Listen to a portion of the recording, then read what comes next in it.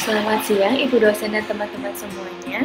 Pada kesempatan kali ini, kami dari kelompok 5 akan membawakan materi distribusi pendapatan dan kemiskinan. Sebelumnya, izinkan saya mengenalkan anggota kelompok 5.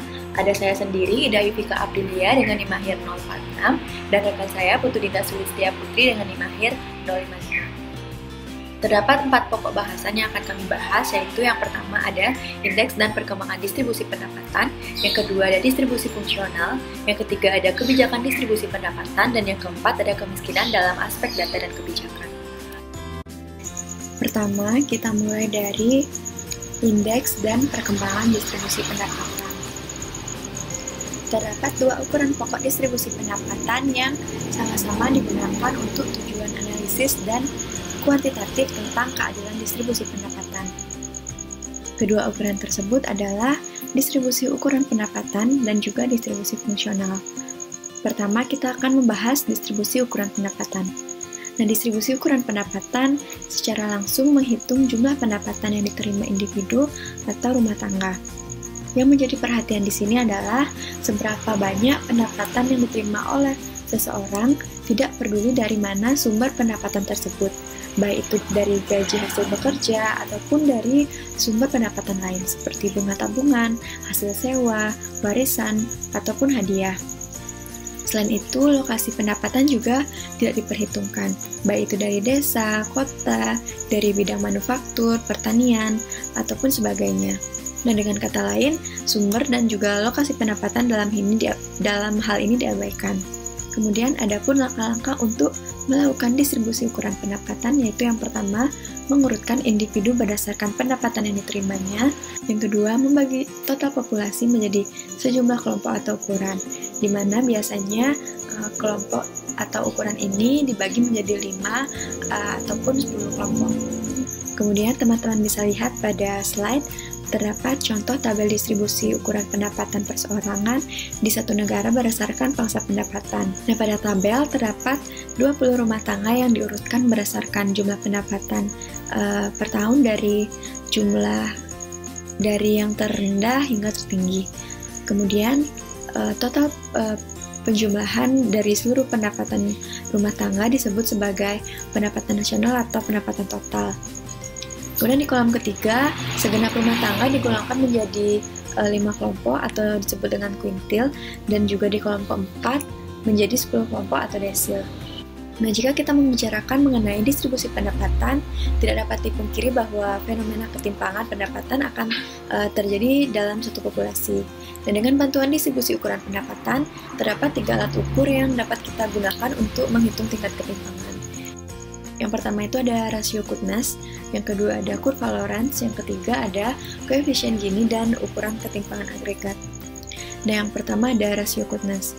Nah, rasio ini merupakan ukuran umum yang memperlihatkan tingkat ketimpangan pendapatan dengan membagi pendapatan yang diterima oleh 40% anggota kelompok di urutan terbawah dengan 20% anggota kelompok di urutan teratas. Nah, jika kita menggunakan contoh tabel sebelumnya, maka rasio ketimpangannya diperoleh sebesar 0,28. Nah, yang kedua ada kurva Lorenz. Kurva Lorenz menunjukkan hubungan antara persentase penerimaan pendapatan dengan persentase pendapatan total yang benar-benar mereka terima. Nah, jika kita lihat pada slide, garis diagonal itu disebut dengan garis pemerataan. Kemudian kurva Lorenz ini dibentuk dengan menghubungkan titik-titik A, B, C, dan juga seterusnya. Kemudian semakin jauh jarak kurva Lorenz dari garis pemerataan, maka semakin timpang distribusi pendapatannya. Contohnya, jika kita masih menggunakan tabel yang sebelumnya, bisa kita lihat 40% penduduk termiskin menerima hanya 14% dari pendapatan. Nah, jika kita hubungkan titik-titik 40% itu dengan 14% dari pendapatan, kita akan mendapatkan titik A. Begitu juga seterusnya sampai titik C. Jika kita hubungkan titik A, B, dan C tersebut, maka kita akan mendapatkan kurva Lorenz-nya. Kemudian yang ketiga ada koefisien Gini dan ukuran ketimpangan agregat. Nah, koefisien Gini adalah ukuran ketimpangan agregat yang angkanya berkisar antara 0 atau pemerataan sempurna hingga 1 atau ketimpangan sempurna. Koefisien Gini ini menghitung rasio bidang yang terletak di antara garis diagonal dengan kurva Lorenz dibagi dengan luas separuh segi 4 di mana kurva Lorenz tersebut berada. Untuk lebih jelasnya, teman-teman bisa lihat pada slide. Rumusnya yaitu koefisien Gini sama dengan bidang A yang diarsir dibagi dengan bidang BCD. Kemudian masuk ke topik pembahasan yang kedua, yaitu distribusi fungsional. Distribusi fungsional berfokus pada bagian dari pendapatan nasional total yang diterima oleh masing-masing faktor produksi seperti tanah, tenaga kerja, dan juga modal. Nah, menurut konsep distribusi fungsional, pendapatan didistribusikan menurut fungsinya. Sehingga tenaga kerja memperoleh upah, tanah memperoleh sewa, dan juga modal memperoleh laba. Ini merupakan sebuah teori yang rapi dan juga logis karena setiap faktor produksi akan mendapatkan pendapatan yang disesuaikan dengan kontribusi pada output nasional, tidak lebih dan juga tidak kurang. Namun sayangnya, relevansi dari teori fungsional menjadi kurang tajam karena tidak memperhitungkan pentingnya peranan dan juga pengaruh kekuatan-kekuatan di luar pasar yang menentukan harga faktor produksi ini. Contohnya saja seperti kekuatan tawar-menawar dan juga kekuatan dari para monopolis. Sebelum ke materi selanjutnya, perkenalkan nama saya Putu Dinis Wistia Putri dengan NIM akhir 055. Materi selanjutnya yaitu kebijaksanaan distribusi pendapatan. Terdapat beberapa pilihan kebijaksanaan yang berlaku untuk mengubah atau memperbaiki distribusi pendapatan sekaligus memerangi kemiskinan. Di mana yang pertama ada perbaikan distribusi pendapatan fungsional. Ini dilakukan melalui serangkaian kebijakan yang khusus dirancang untuk mengubah harga-harga relatif faktor produksi.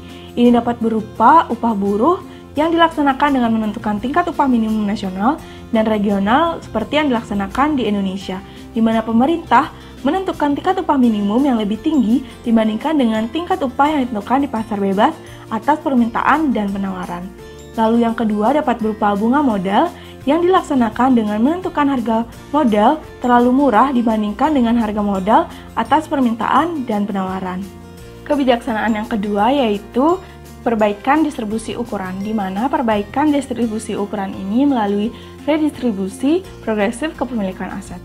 Hal ini akan sangat bergantung pada distribusi kepemilikan aset atau sumber daya atau faktor produksi di antara berbagai kelompok masyarakat. Kebijaksanaan yang ketiga yaitu pengurangan distribusi ukuran golongan atas. Pengurangan distribusi ukuran golongan atas ini dapat dilakukan melalui pajak yang progresif, di mana salah satu contohnya yang diterapkan di Indonesia yaitu pajak penghasilan perorangan dan badan yang mempunyai sifat progresif. Di mana pajak kekayaan atau akumulasi aset dan penghasilan merupakan pajak properti perorangan dan perusahaan yang bersifat progresif yang biasanya dikenakan kepada mereka yang kaya. Lalu kebijaksanaan yang keempat yaitu pembayaran transfer secara langsung dan penyediaan berbagai barang dan jasa publik, di mana transfer langsung ini dilaksanakan melalui BLT atau bantuan langsung tunai kepada orang miskin yang berhak menerimanya. Sedangkan untuk penyediaan berbagai barang dan jasa ini dilaksanakan melalui beras murah untuk orang miskin atau raskin dan penyediaan asuransi kesehatan bagi golongan miskin. Materi selanjutnya ada kemiskinan dalam aspek data dan kebijakan, di mana kemiskinan yang dimaksud di sini merupakan penduduk yang tidak mampu untuk mendapatkan sumber daya yang cukup untuk memenuhi kebutuhan dasarnya. Di mana untuk mengukur kemiskinan ini, BPS atau Badan Pusat Statistik menggunakan konsep kemampuan memenuhi kebutuhan dasar. Dengan pendekatan ini, kemiskinan dipandang sebagai ketidakmampuan dari sisi ekonomi untuk memenuhi kebutuhan dasar makanan dan bukan makanan yang diukur menurut garis kemiskinan. Sumber data utama yang digunakan untuk menghitung tingkat kemiskinan Maret 2020 dari BPS yaitu dengan data Susenas bulan Maret 2020, di mana persentase penduduk miskin pada Maret 2020 sebesar 9,78% meningkat 0,56% terhadap bulan September 2019. Beranjak ke materi selanjutnya yaitu macam-macam kemiskinan, di mana yang pertama ada kemiskinan absolut. Yang dimaksud dengan kemiskinan absolut yaitu kondisi ketidakmampuan seseorang untuk memenuhi kebutuhan pokok minimum seperti pangan, sandang, kesehatan, perumahan, dan pendidikan. Di mana kebutuhan pokok minimum ini diterjemahkan sebagai ukuran finansial dalam bentuk uang. Nilai kebutuhan minimum kebutuhan dasar tersebut dikenal dengan istilah garis kemiskinan. Penduduk yang pendapatannya di bawah garis kemiskinan digolongkan sebagai penduduk miskin. Lalu yang kedua ada kemiskinan relatif, di mana kondisi ini disebabkan oleh pengaruh kebijakan pembangunan yang belum mampu menjangkau seluruh lapisan masyarakat sehingga menyebabkan seseorang lebih miskin dibandingkan dengan lainnya. Di mana kondisi ini dapat terjadi apabila antar kelompok pendapatan menunjukkan fenomena ketimpangan. Selain beberapa kebijakan yang sebelumnya telah kita bahas, terdapat beberapa kebijakan pemerintah yang dapat mengurangi kemiskinan di Indonesia. Di antaranya ada penciptaan lapangan kerja dan pemberdayaan UMKM, lalu ada program perlindungan sosial di mana dapat melalui program Keluarga Harapan, penyediaan kartu keluarga sejahtera atau KKS, memperbaiki kebijakan penyaluran raskin, dan layanan bagi masyarakat kurang mampu seperti layanan kesehatan melalui Kartu Indonesia Sejahtera atau KIS, dan layanan beasiswa kurang mampu melalui Kartu Indonesia Pintar atau KIP dan Bidik Misi. Di mana selain itu ada pula pembangunan rumah bagi fakir miskin dan pemberdayaan nelayan serta petani Indonesia. Materi yang selanjutnya yaitu karakteristik ekonomi kelompok masyarakat miskin. Di mana dalam merumuskan kebijakan dan program yang efektif untuk menanggulangi kemiskinan, pemerintah perlu mengetahui karakteristik kelompok perekonomian mereka. Di mana karakteristik ini dapat dibagi menjadi beberapa bagian, di antaranya yang pertama ada kemiskinan di pedesaan dan daerah pantai. Manusia nelayan di daerah pantai lebih miskin dibandingkan dengan petani karena nelayan tidak mempunyai tanah dan proses produksinya tidak bersifat cultivation. Lalu, walaupun sebagian besar kelompok penduduk yang bertempat tinggal di daerah pedesaan, khususnya desa tertinggal dan pantai, namun sebagian besar dari pengeluaran pemerintah jauh lebih tercurah kepada daerah perkotaan dan berbagai sektor ekonominya. Lalu yang kedua ada perempuan dan kemiskinan, di mana mayoritas penduduk miskin di dunia dan di Indonesia adalah kaum wanita. Hal ini disebabkan karena banyaknya wanita yang menjadi kepala rumah tangga, rendahnya kesempatan dan kapasitas mereka dalam memiliki pendapatan sendiri, serta terbatasnya kontrol mereka terhadap penghasilan suami mereka. Di mana akses kaum wanita ini sangat terbatas untuk memperoleh pendidikan, pekerjaan yang layak, berbagai tunjangan sosial, dan program-program penciptaan lapangan kerja yang dilancarkan oleh pemerintah. Hal ini dapat semakin mempersempit sumber keuangan bagi para wanita, sehingga posisi para wanita ini secara finansial kurang stabil apabila dibandingkan dengan pria.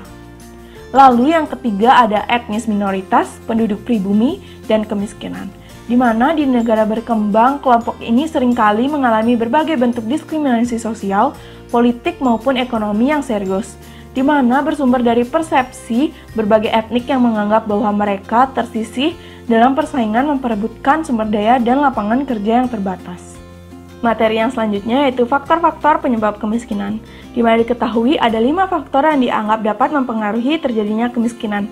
Yang pertama ada pendidikan, di mana kemiskinan ini selalu dikaitkan dengan ketidakmampuan dalam mencapai pendidikan tinggi.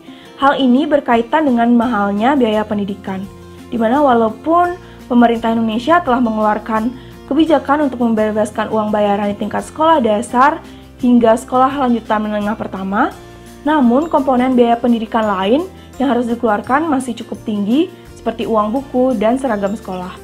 Lalu yang kedua, ada jenis pekerjaan, di mana kemiskinan ini juga selalu dihubungkan dengan jenis pekerjaan tertentu. Misalkan di Indonesia, kemiskinan selalu terkait dengan sektor pekerjaan di bidang pertanian untuk daerah pedesaan dan sektor informal di daerah perkotaan. Lalu yang ketiga ada gender, di mana hubungan antara kemiskinan dengan gender ini di Indonesia sangat terasa sekali, di mana dimensi gender dalam kemiskinan dapat dilihat dari beberapa indikator kemiskinan seperti tingkat buta huruf, angka pengangguran, pekerjaan di sektor informal, dan yang lainnya, di mana penduduk perempuan memiliki posisi yang lebih tidak menguntungkan daripada penduduk laki-laki. Yang keempat, ada kurangnya akses, di mana hubungan antara kemiskinan dengan kurangnya akses terhadap berbagai pelayanan dasar infrastruktur yang apabila sistem infrastruktur yang baik ini akan meningkatkan pendapatan orang miskin secara langsung dan tidak langsung melalui penyediaan layanan kesehatan, pendidikan, transportasi, telekomunikasi, akses energi, air, dan kondisi sanitasi yang lebih baik. Lalu yang kelima ada lokasi geografis. Ini berkaitan dengan kemiskinan karena ada dua hal.